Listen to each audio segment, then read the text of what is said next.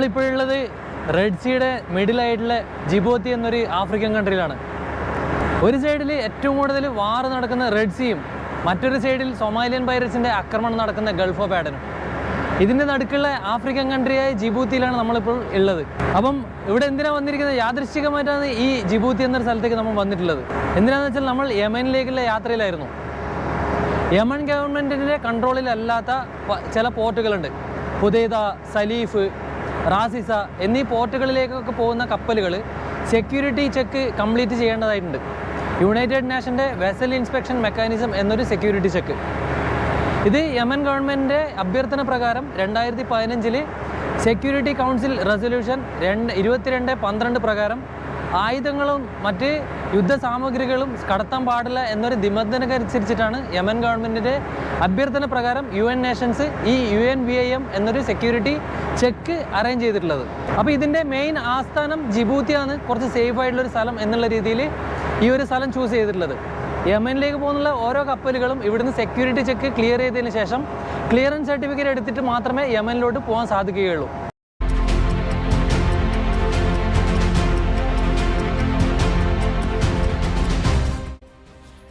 Security check മിക്കവാറും നടക്കുന്നത് കപ്പൽ ആങ്കറിൽ നിർത്തിയിട്ടിരിക്കുമ്പോഴാണ്. അതും ഡിപ്പെൻഡ്സ് അപ്പോൺ കപ്പലിൻ്റെ ഡെപ്തും അതേപോലെ തന്നെ ഫ്രീ ബോർഡും. കടൽ ചെറുതായിട്ടൊന്ന് റഫായാൽ കൂടി ഈ ഇൻസ്പെക്ടർമാർ കപ്പലിലേക്ക് ബോർഡ് ചെയ്യാറില്ല. കാരണം മനുഷ്യരെക്കാൾ കൂടുതൽ അവർ വില കൽപ്പിക്കുന്ന സ്നിഫർ ഡോഗിൻ്റെ ഹെൽത്ത് ഇഷ്യൂ കാരണമാണ് ഇവർ കപ്പലിലേക്ക് ബോർഡ് ചെയ്യാതിരിക്കുന്നത്. കപ്പൽ ജിബൂത്തിയിലെത്തുന്നതിന് മുമ്പ് തന്നെ അവരൊരു പ്രിക്കോഷണറി വാർണിംഗ് ലെറ്റർ കപ്പലിലേക്ക് മെയിൽ ചെയ്യാറുണ്ട്. അതിൽ പറഞ്ഞിരിക്കുന്ന ഓരോ പോയിന്റുകളും കപ്പലുകൾ നിർബന്ധമായും പാലിച്ചിരിക്കണം. അതായത് സ്നിഫർ ഡോഗിൻ്റെയോ വീഡിയോ ചിത്രീകരിക്കുന്നതോ പ്രോഹിബിറ്റഡ് ആണ്. എംടി സ്പേസസ് ആയ coffer dam, ballast tank, chemical locker, pain locker, ഇതൊക്കെ സ്നിഫർ ഡോഗിനെ ഉപയോഗിച്ച് തറവായി ചെക്ക് ചെയ്ത ശേഷം കൺഫേം ആക്കിയതിന് ശേഷം കപ്പലിൽ വെപ്പൺസോ ഡേഞ്ചറസ് കാർഗോസോ ക്യാരി ചെയ്യുന്നുള്ളതെന്ന് കൺഫേം ചെയ്തതിന് ശേഷം മാത്രമാണ് ഇവർ ക്ലിയറൻസ് സർട്ടിഫിക്കറ്റ് ഇഷ്യൂ ചെയ്യുന്നത്. ഇതുകൂടാതെ കപ്പലിലെ ക്രൂ ലിസ്റ്റ് ഉപയോഗിച്ച് മുഴുവൻ പേരുടെയും ഫേസ് വെരിഫിക്കേഷനും കഴിഞ്ഞ ശേഷമാണ് ഇവർ കപ്പലിൽ നിന്ന് തന്നെ ഇറങ്ങിപ്പോകുന്നത്. പെയിൻ ബക്കറ്റും കെമിക്കൽ ഡ്രംസും ഒക്കെ സീൽ പാക്ക് ആണോ എന്നൊക്കെയാണ് അവർ ചെക്ക് ചെയ്യാറുള്ളത്. ഓപ്പൺ ആയിട്ടുള്ളത് മാത്രമേ പെയിൻ ലോക്കറിൻ്റെയോ അല്ലെങ്കിൽ കെമിക്കൽ ലോക്കറിൻ്റെയോ പുറത്ത് വെക്കേണ്ടതായിട്ടുള്ളൂ. ഇൻസ്പെക്ടേഴ്സ് കപ്പലിലേക്ക് വരുന്നതിന് മുമ്പ് തന്നെ കെമിക്കലിൻ്റെയും പെയിൻറ്റിൻ്റെയൊക്കെ ഇൻവെൻട്രി, അതായത് സ്റ്റോക്ക് എത്ര കപ്പലിൽ ബാക്കിയുണ്ടെന്നുള്ളതിൻ്റെ ലിസ്റ്റ് നമുക്ക് കൊടുക്കേണ്ടതായിട്ടുണ്ട്. അവർ വന്നിട്ടത് ക്രോസ് വെരിഫിക്കേഷൻ ചെയ്യും. അവർ വന്ന് ഒരു ക്രോസ് വെരിഫിക്കേഷൻ ചെയ്യുന്ന സമയത്ത് നമ്മൾ കൊടുത്ത സ്റ്റോക്കിൽ കൂടുതലാണ് നമ്മുടെ കയ്യിലുള്ളതെങ്കിൽ അതിനനുസരിച്ചുള്ള നടപടികൾ നമ്മൾ നേരിടേണ്ടി വരും. ഒരു എക്സാമ്പിൾ പറയുകയാണെങ്കിൽ നമ്മുടെ കപ്പലിലെ ക്രൂ ലിസ്റ്റിൽ തേർഡ് ഓഫീസർ ഒരു മിസ്റ്റേക്ക് ചെയ്തിട്ടുണ്ടായിരുന്നു. അതിന് തേർഡ് ഓഫീസർ ക്വസ്റ്റ്യൻ ചെയ്തത് ഗൺ പോയിന്റിൽ വെച്ചിട്ടായിരുന്നു. യമൻ ഗവൺമെൻറ്റിൻ്റെ കൺട്രോളിലല്ലാതെ റാസിസ എന്ന് പറയുന്ന സ്ഥലത്താണ് ഞാനും എൻ്റെ കപ്പലും ഇപ്പോൾ ഉള്ളത്. ഇതാണ് റാസിസ പോർട്ട്. റാസിസ പോർട്ടാണ് ആ ദൂരത്ത് കാണുന്നത്. അതുപോലെ തന്നെ 200 ദിവസമായിട്ട് ഒരു കാർ കാരിയർ ഇവിടെ റാഞ്ചി കൊണ്ടുവന്നിരിക്കുകയാണ്. നിങ്ങളെല്ലാവരും പേപ്പറിൽ വായിച്ചിട്ടുണ്ടാവും. നമ്മുടെ ഗാലക്സി ലീഡർ എന്ന് പറയുന്നൊരു കപ്പൽ അതിവിടെ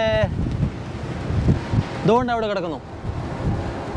കാർ കാരിയർ 200 ദിവസമായിട്ട് ഇവിടെ റാഞ്ചി കൊണ്ടുവന്നിരിക്കുകയാണ്. അതേപോലെ തന്നെ ഒരു LPG കാരിയർ കൂടിയുണ്ട് ഇവിടെ അവർ റാഞ്ചി കൊണ്ടുവന്നിരിക്കുന്നത്.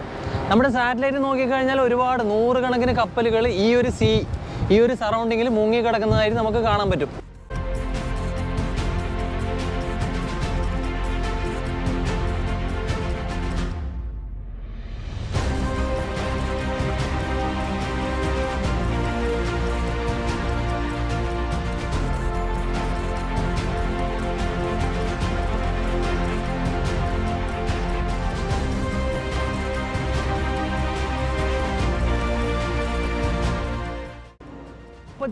ടൺ ഡീസൽ ഓയിലുമായിട്ടാണ് ഹൂതികളുടെ നാടായ യമനിലേക്ക് നമ്മൾ ഡീസൽ ഓയിൽ ഡിസ്ചാർജ് ചെയ്യാൻ വന്നിരിക്കുന്നത്. ഇവിടെ നിന്ന് 45 മൈൽ ദൂരത്ത് ഹുദൈദ എന്ന് പറയുന്ന സ്ഥലത്ത് നമ്മുടെ ഫൈറ്റർ ജെറ്റൊക്കെ വന്ന് മിസൈലിട്ട് 16ഓളം ടാങ്കുകൾ തകർത്ത് കളഞ്ഞു. അതിനാൽ ഇവിടെ കാണുന്ന ഒരുപാട് കപ്പലുകൾ ഹുദൈദയിൽ നിന്ന് റാസിസ എന്ന് പറയുന്ന ഈ സ്ഥലത്തേക്ക് ഓടി വന്നിരിക്കുകയാണ് കാർഗോ ഡിസ്ചാർജ് ചെയ്യാൻ വേണ്ടിയിട്ട്. അതേപോലെ തന്നെ അങ്ങ് ദൂരത്ത് കാണുന്നത് നമ്മളെ ഗാലക്സി ലീഡർ എന്ന് പറയുന്ന ഇവർ റാഞ്ചി കൊണ്ടുവന്നിരിക്കുന്ന കപ്പലാണ്. ഏകദേശം കഴിഞ്ഞ നവംബറിൽ 2023 നവംബറിലാണ് ആ കപ്പൽ ഗാലക്സി ലീഡർ റാഞ്ചി കൊണ്ടുവന്നിരിക്കുന്നത്. അതിൽ ആൾക്കാരൊക്കെ ഇപ്പോഴും സുരക്ഷിതരാണ്, പ്രശ്നമൊന്നുമില്ല. പക്ഷേ കപ്പൽ ഇവർ ഇതുവരെ വിട്ടുകൊടുത്തില്ല. കാർ കാരിയറാണ് അങ്ങ് കാണുന്നത്. ഇവിടെ റാസിസയിൽ ഇവരിപ്പം ബിൽഡ് ചെയ്തുകൊണ്ടിരിക്കുകയാണ്. തകൃതിയായിട്ട് പണിയൊക്കെ ഇവിടെ നല്ല ഗംഭീരമായിട്ട് നടന്നുകൊണ്ടിരിക്കുന്നുണ്ട്. ഇപ്പോൾ ഉള്ളത് 3 ടാങ്കാണ് ഇവിടെ റെഡി ആയിട്ടുള്ളത്. ആ വെള്ള കളർ കാണുന്നുണ്ടോ, അതാണ് ടാങ്കുകൾ. നമ്മുടെ കപ്പലിൽ നിന്ന് നേരെ ഡിസ്ചാർജ് ചെയ്തിട്ട് ഡീസൽ ഓയിൽ പെട്രോളൊക്കെ പോയിക്കൊണ്ടിരിക്കുന്നത് ആ ടാങ്കിലോട്ടാണ്. അതേപോലെ തന്നെ കൺസ്ട്രക്ഷൻ നടന്നുകൊണ്ടിരിക്കുന്നുണ്ട്.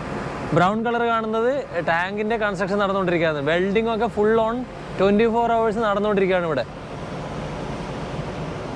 പിന്നെ ഈ ചെറിയ ചെറിയ കണ്ടെയ്നർ പോലെ കാണുന്നതിലൊക്കെ ഈ ചുറ്റുപാടുള്ള ഹൂതികളൊക്കെ താമസിക്കുന്ന ഏരിയ ആണ് ഇതൊക്കെ. ഇവരൊക്കെ ബുള്ളറ്റ് പ്രൂഫ് ജാക്കറ്റും AK-47 പോലുള്ള ഗണ്ണൊക്കെ എടുത്തിട്ടാണ് ഇവിടെ കറങ്ങിക്കൊണ്ട് നടക്കുന്നത്. ഇവരുടെ കാണുമ്പോഴൊക്കെ ഒരു ഇന്ത്യൻസിൻ്റെ അതേ ഒരു കളർ ചായയാണ്. കൂടാതെ ലുങ്കിയാണ് ഇവരുടെ വേഷം.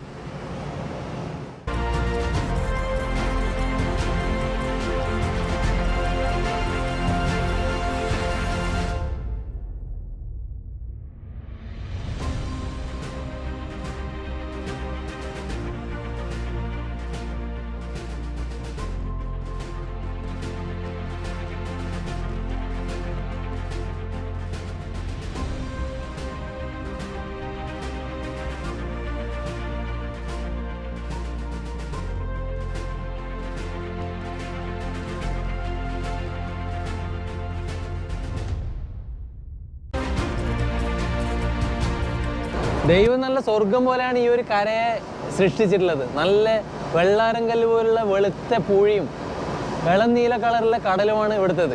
ടൂറിസ്റ്റേഴ്സിനെ ഒരുപാട് ആകർഷിക്കുന്ന ഒരു സ്ഥലം. പക്ഷെ നിർഭാഗ്യവശാൽ എപ്പോഴും അക്രമവും ബോംബും ചോരയും കളിയൊക്കെ ആയിട്ടാണ് നീങ്ങിക്കൊണ്ടിരിക്കുന്നത്. അപ്പോൾ യമനിൽ നിന്നുള്ള കൂടുതൽ നല്ല നല്ല വീഡിയോയുമായി ജീവൻ ബാക്കിയുണ്ടെങ്കിൽ നമുക്ക് വീണ്ടും കാണാം. അതുവരെയും സൈനിങ് ഓഫ്. Bye bye.